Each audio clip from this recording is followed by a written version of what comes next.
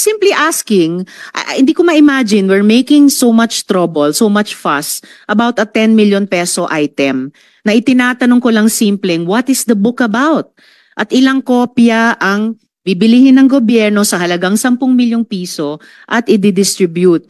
I don't appreciate this kind of attitude, Madam Chair. Yes, Madam Chair. Hindi ko rin maintindihan ang ugali ni Senator Risa Ontiveros, and I do not appreciate, ano yung sinabi niya? I do not appreciate this kind of behavior and attitude. Okay, then Senator Risa is now recognized. She's just catching her breath because she came from two other obligations. One is the Commission on Appointments and another hearing. Thank you. Salamat po, Chair, at magandang hapon po sa lahat, mga kasama ko sa Senado at yung OVP family.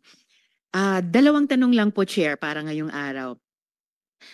Una po, I note that a huge chunk of the OVP's 2025 operations budget, 1.909 billion pesos, will be used for the delivery of socio-economic programs, such as one, medical and burial assistance program.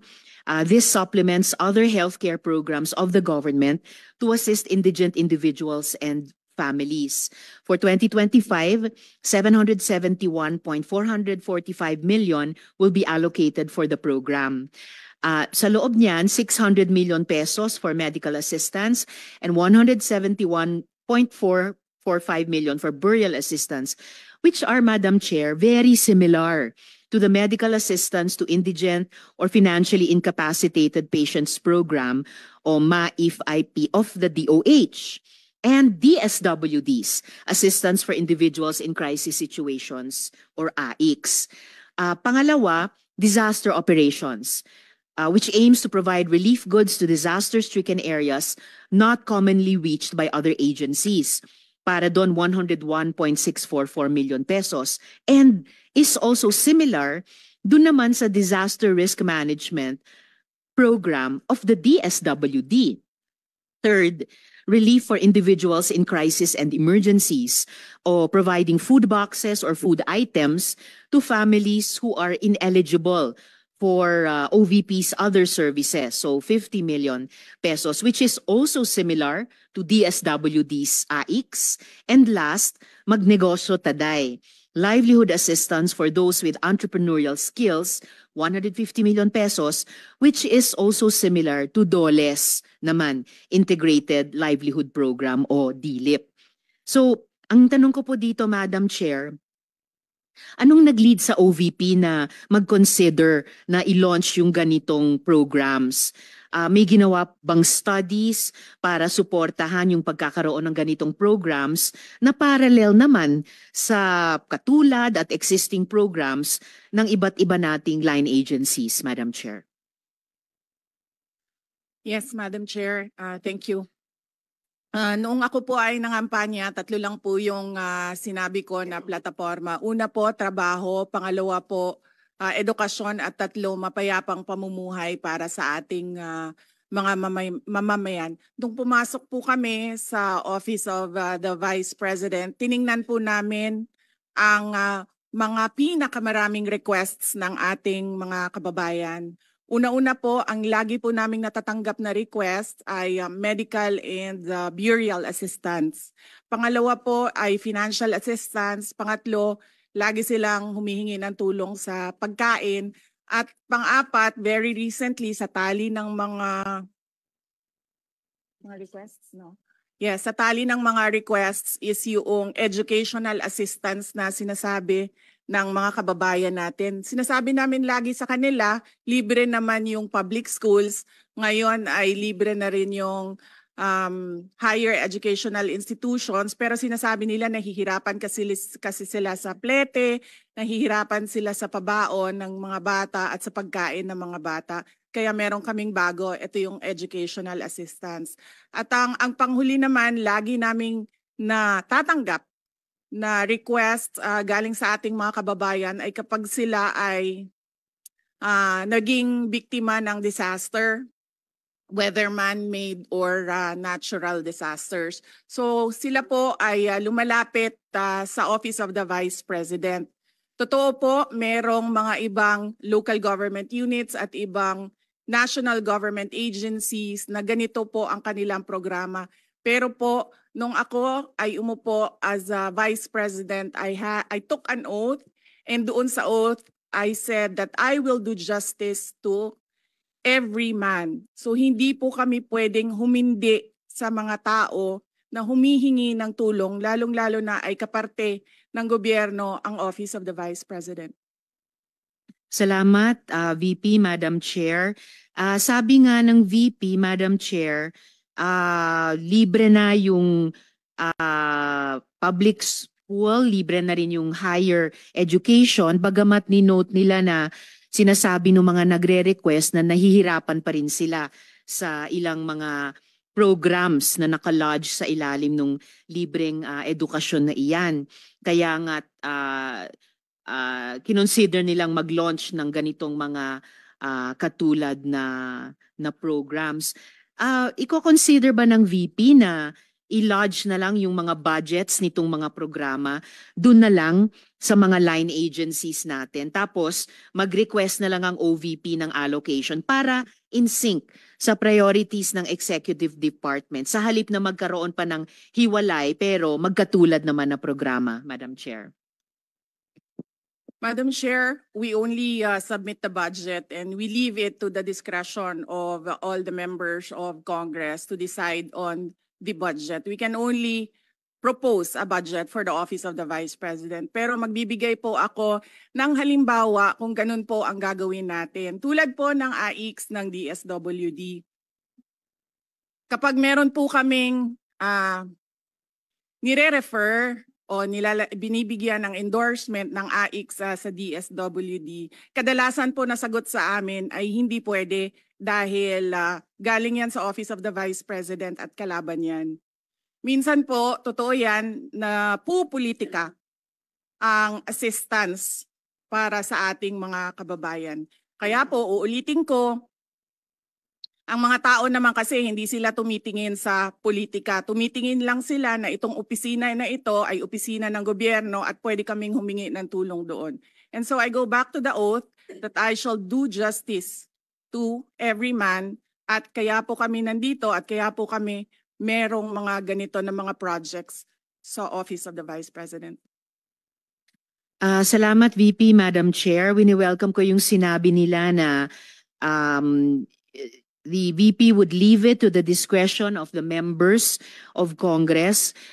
Medyo nagitla ako nung sinabing minsan pag may nire-refer ang OVP para sa AIX, ang feedback ay kalaban niyan. Dahil, Madam Chair, I believe tayo sa Kongreso when we appropriate the budget, merong implicit na assumption tayo doon na pagkatapos in the exercise of our oversight function, yung parehong level ng professionalism we demand of ourselves ay resumption of regularity ina-expect natin sa lahat ng members ng executive, lalo na when they are working together. Kaya gaya ng sinabi ko kanina, wini-welcome ko yung sinabi ni VP na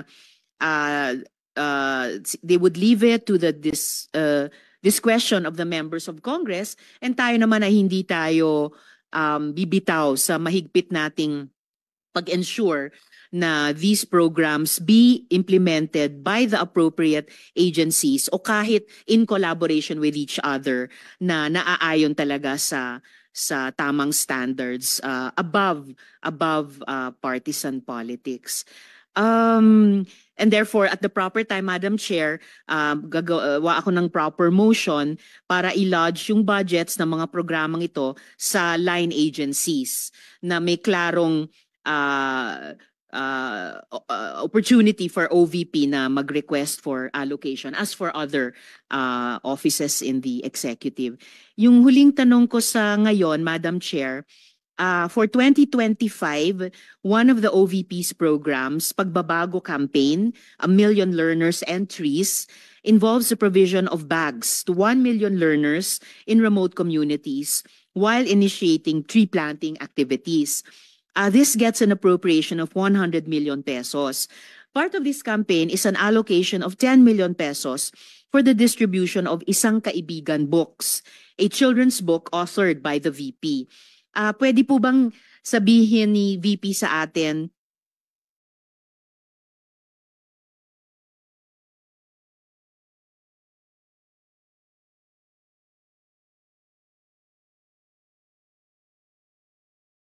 more tungkol sa librong ito? Chair, let me make a rebuttal and another example of politicizing the budget of the government. Ito pong sinabi ni Senator Risa Ontiveros na at the proper time she'll make a motion to lodge the budget, the requested budget of the OVP to the other agencies. Let me just quote Senator Risa during the Akbayan Congress. Alam ko po na ang daming kalat ni Duterte na hirap tayong linisin. Ang kadiliman noong panahon niya ay talaga namang nanuot sa ating lipunan para mansa na napakahirap tanggalin. At habang ang anak niya ay may kapangyarihan pa, hindi magiging madali ang ating laban. While VP Sara is in power, the threat of a full-blown Duterte comeback is still a very real and present danger. For one, they are supported by one major superpower, China. So that is an example of politicizing the budget of the government. May we request, Madam Chair, that Senator Risa Ontiveros repeat the last question. I will certainly, if you request, Madam Chair, repeat my question dahil walang kinalaman sa kasasabi lang ng VP ngayon. Alam nating lahat na miyembro ng iba't ibang partido, yung speeches natin sa ating mga kamiyembro sa mga party congresses ay hiwalay na event dito sa budget debates. So I really take exception dun sa sinabi ni VP na rebuttal iyan dahil halimbawa ito sa politicizing. In fact, wala akong tinanong tungkol sa China o kahit sino pa mang ibang bansa dito sa budget hearing na to. I am asking about yung national budget na ipapasa natin sa Kongreso para sa bansang Pilipinas sa taong 2025. At ang pangalawang at huling tanong ko sa ngayon, before I make at the proper time, propose an amendment which may or may not be accepted by the chair and by the colleagues para nga mas i-align ang mga kaperahan natin lalo na't masikip ang fiscal space natin dun sa mga appropriate programs sa appropriate agencies na malayang-malaya ang OVP makipag-partner sa kanila tulad ng sino pang opisina sa executive. Ang tanong ko po ay ilang mga libro ng isang kaibigan ay bibilihin at i-distribute at ano, if the VP could tell us more about the contents ng librong ito. Madam Chair. Madam Chair, the book is not for sale. We only pay for the publication of the book. And we will send Senator Ontiveros a copy so that she will know what is the content of the book. Oh, this question is not only for me, Madam Chair, para rin para sa mga kasama dito sa budget hearing. Baka ilang araw pa bago mapadala at mabasa ko, which I certainly will. But I am asking a question bilang isang mambabatas sa head of agency ng isang opisina sa executive dito sa budget hearing na to. Simpleng tanong. Tell us more about the book, Isang Kaibigan, at ilang kopya nito ang bibilihin ng gobyerno sa halagang 10 milyong piso at i-distribute sa kasama ng mga bags sa 1 million learners sa remote communities, Madam Chair. Madam Chair, this is an example of politicizing the budget hearing through the questions of a senator. Ang problema niya kasi, nakalagay yung pangalan ko doon sa libro. At yung libro na yan, ibibigay namin doon sa mga bata. At yung mga bata na yan, may mga magulang na boboto. At yung pangalan ko ay nagkalat doon sa kung saan man ibibigay yung libro. Madam Chair, we commit to send tomorrow everyone in this room a copy of the book. Madam Chair, hindi ko maintindihan yung ugali ng ating resource person.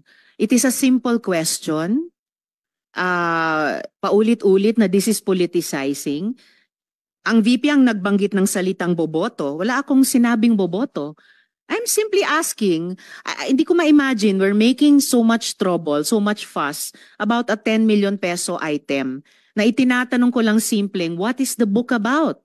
At ilang kopya ang bibilihin ng gobyerno sa halagang 10 milyong piso at i-distribute. I don't appreciate this kind of attitude, Madam Chair.